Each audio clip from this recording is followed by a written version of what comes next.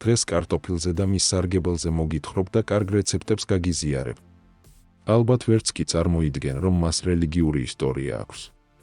კერძოდ თავის სამშობლოში ინკები მას აღმერთებდნენ. კარტოფილის ქალღმერთიც კი ჰყავდათ, რომელსაც აქსომამა ერქვა და მას ნაყოფიერებას და უხმოსავლიანობას თხოვდნენ. ის პერუდან ევროპაში მე-16 საუკუნეში ესპანელებმა შემოიტანეს, ხოლო საქართველოში მას პირველად იმერეთის მეფე სოლომონ მეორე 1797 წლის წერილში მოიხსენიებს. ამ ბოსტნეულმა შემოსვლისთანავე დაიპყრო ევროპა და საქმე იქამდე მივიდა, რომ ის ნასას მიერ ჩამოტანილი მარსის და მთვარის მიწაზეც კი დათესეს, თუმცა არც თუ შესანიშნავი მოსავალი მიიღეს. თუმცა ჩვენი პლანეტის კარტოფილს დაუბრუნდეთ. მოხარშული ან გამომცხვარი სახით ის ბოჭკოს ღირსეული წყაროა. ეს უკანასკნელი კი გარდა იმისა, რომ გეხმარება დიდი ხნის მანძილზე დარჩე დანაყრებული და მალე არ მოგშვიდეს, ქოლესტერინის და სისხლში შაქრის დონის დარეგულირების გზით გულის დაავადებებსაც თავიდან აგაცილებს. კარტოფილი ასევე მდიდარია ანტიოქსიდანტებით, რომლებიც ხელს უშლიან დაავადებების განვითარებას და შეიცავს ვიტამინებს, რომლებიც შენს ორგანიზმს სწორად ფუნქციონირებაში ეხმარებიან. კარტოფილის ერთ-ერთი უნიკალური სარგებელი არის ის, რომ ის წყალში უხსნად ბოჭკოს შეიცავს. ეს არის სპეციალური ტიპის სახელწოდებით რეზისტენტული სახამებელი, რომელსაც როგორც ხსნადი ბოჭკოს, ასევე უხსნადი ბოჭკოს ჯანმრთელობის სარგებელი მოაქვს. ეს სახამებელი არ მოინელება რაცრუილ ნაწლავში, გადადის მსხვილ ნაწლავში და იქ სასარგებლო ბაქტერიებს კვებავს, ანუ პრებიოტიკს წარმოადგენს. კარტოფილში რეზისტენტული სახამებლის რაოდენობას გაზრდი, თუ კარტოფილს ერთი დღით ადრე მოამზადებ და მაცივარში მთელი ღამის განმავლობაში გააგრილებ. რეზისტენტული სახამებლის სარგებელი კი იმაში მდგომარეობს, რომ ამრავლებს რა დადებით ბაქტერიებს ის ყაბზობისა და გაღიზიანებული ნაწლავის სინდრომისგან დაგიცავს. კარტოფილი სავსეა ანტიოქსიდანტებით, რომლებიც უჯრედებს დაზიანებისგან იცავენ. ანტიოქსიდანტებით მდიდარი ხილისა და ბოსტნეულის მიღება გულის დაავადებების და კიბოს რისკს ამცირებს.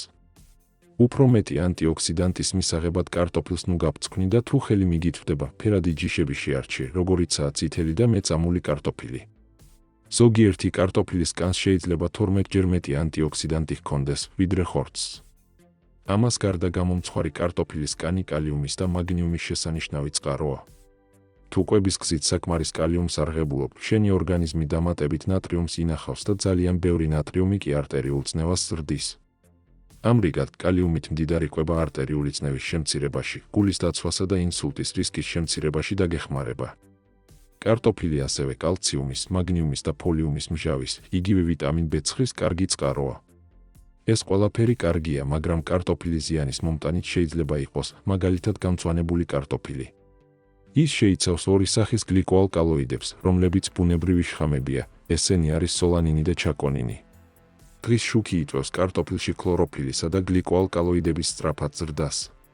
ქლოროფილი არის ის, რაც კარტოფილზე კანის გამწვანებას იწვევს და მწვანე კანი თავისთავად კი არ არის მავნე, მაგრამ ის იმის ნიშანია, რომ ტოქსიკური გლიკოალკალოიდების რაოდენობაც გაზრდილია. გლიკოალკალოიდები ძირითადად გვხვდება კანში და მცირე ზომის გამონაზარდებში, ყლორტებში.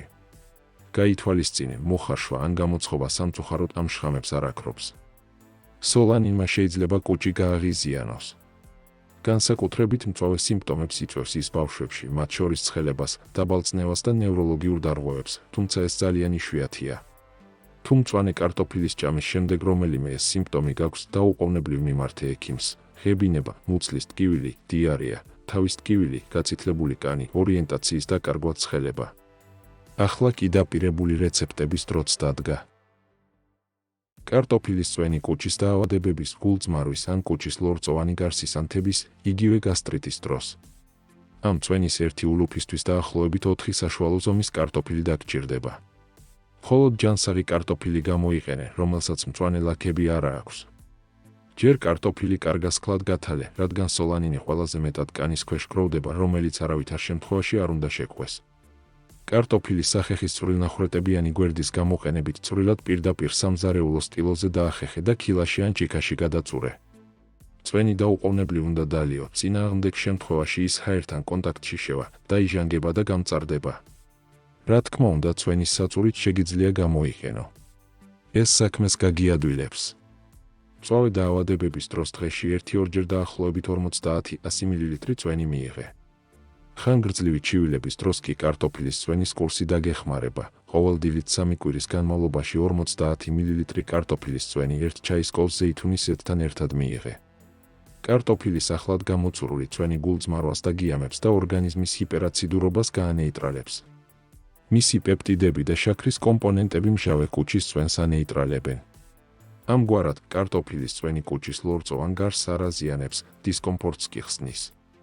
ქსოვილების ორგანოებისა და კუნთების ლატენტური მჟავიანობა მათ ნივთიერებათა ცვლას ხელს უშლის და მრავალი ქრონიკული დაავადების გამომწვევი ხდება. კარტოფილის წვენი კი თავისი ტუტოვანი თვისების წყალობით ჰიპერაციდურობის, ანუ ორგანიზმის გადამჟავების და მისი შედეგების თავიდან აცილებაში დაგეხმარება. კარტოფილის წვენი კანისა და ფეხებისთვის. ზემოთ აღნიშნული მეთოდით კარტოფილის წვენი მოამზადე და მზის დამწვრობის შემთხვევაში კანზე ბამბის ტამპონით წაისვი. გარდა ამისა, გაუხეშებული ხელები და ფეხები დაახლოებით 20 წუთის განმავლობაში კარტოფილის წვენში გააჩერე. ამის შემდეგ არ ჩამოიბანო, არამედ პირსახოცით შეიმშრალე. კანი კვლავ ნაზი და რბილი გახდება. კარტოფილის საფენი ტკივილისა და დაძაბულობის შესამსუბუქებლად გამოიყენება ყელის ტკივილის, ხველის ან კუნთების ტკივილის დროს. კარტოფილი მოხარშე კანით ან მის გარეშე. გადაწურე წყალი, მაგრამ ნუ გადაღური ის უამრავ რკინას, მაგნიუმს, კალიუმს და ფოსფორს შეიცავს და რომ გაცივდება, შენს მცენარეებს მისი დალევა ძალიან გაეხარდებათ. თვითონ კარტოფილს ოდნავ ორთქლის გაშვება დააცადე. ჯერ კიდევ ცხელი, ტილოზე მოათავსე და შემდეგ კი ჩანგლით ქსოვილზევე დაჭყლიდე. ძალიან ნუ დააკუცმაცებ. მიზანი არის კარტოფილის ისეთი მასა წარმოიქმნას, რომელიც საფენად დადებას დაექვემდებარება. ახლა ქსოვილი ისე გადაკეცე, რომ საფენი წარმოიქმნას, საჭიროების შემთხვევაში დამწვრობის თავიდან ასაცილებლად გამოკარი ან ცხელსახორსა და კანს შორის დამატებითი ქსოვილი მოათავსე საფენი საჭირო ადგილას, მაგალითად ყელზე, მკერდზე ან ზურგზე დაიდე და დაახლოებით 30 წუთის განმავლობაში ან სანამ არ გაცივდება დაიტოვე. ამ დროის განმავლობაში თვითონაც დაისვენე. ცივი კარტოფილის საფენი ნაღრძობის და ჭიმულობის, ანთებების ან სახსრების ტკივილის დროს. წვრილად გახეხე უმი კარტოფილი, ჩადე ქსოვილში და დაზარალებულ ადგილზე დაიდე. ზემოდან სხვა ქსოვილით დაიფიქსირე და 20 წუთი გააჩერე. სურვილისამებრ ახალი საფენი გაამზადე და გაიმეორე. ღია ჭრილობებზე არ დაიდო. უმი კარტოფილის ნაჭრები თავის ტკივილის წინააღმდეგ. ერთი უმი კარტოფილი გაასუფთავე და თხელ ნაჭრებად დაჭერი. ნაჭრები შუბლზე და შუბლქვეშა არეზე დაიდე. ქსოვილით დააფიქსირე და 15-20 წუთი გააჩერე. კარტოფილის საფენი მსუბუქი დამწვრობის, მზის დამწვრობის, წერების ნაკბენის და გაღიზიანებული კანის დროს. ნედლი კარტოფილი წვრილად გახეხე. მიღებული მასა პირდაპირ დაზიანებულ ადგილზე დაიდე და სუფთა ქსოვილით დაფარე. ყოველ 2-3 საათში განაახლე. კარტოფილთაფლის პასტა ყელის ტკივილის და ხმის ჩახლეჩის დროს. ერთი მოხარშული, ჯერ კიდევ საკმარისად თბილი, მაგრამ არა ცხელი კარტოფილი დაჭყლიდე და ერთი სუფრის კოვზი თაფლი აურიე.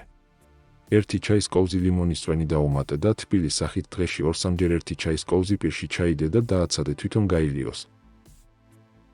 კარტოფილის წყალი შეშუპებული, დაღლილი ფეხების დროს. 5-6 კარტოფილის კანები 2 ლიტრ წყალში მოხარშე და დაბალ ცეცხლზე 20 წუთი ადუღე.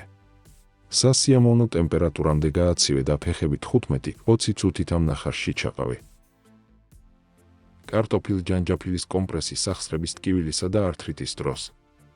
ერთი მოხარშული, ჯერ კიდევ საკმაოდ თბილი კარტოფილი დაჭყლიდე და ერთი ჩაის კოვზი ახლად გახეხილი ჯანჯაფილი აურიე.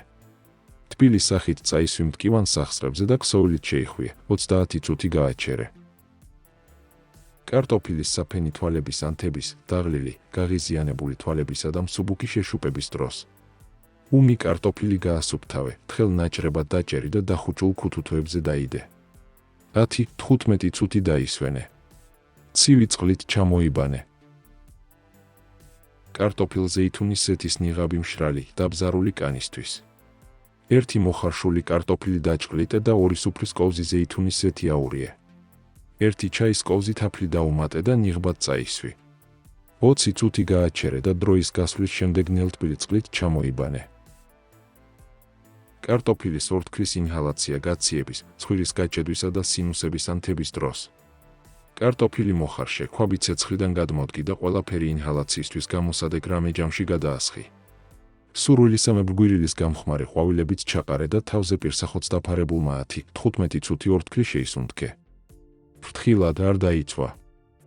ჯანმრთელად იყავით ქართველებო. გემშვიდობებით მომავალ საინტერესო ვიდეომდე. კარგად ბრძანდებოდეთ.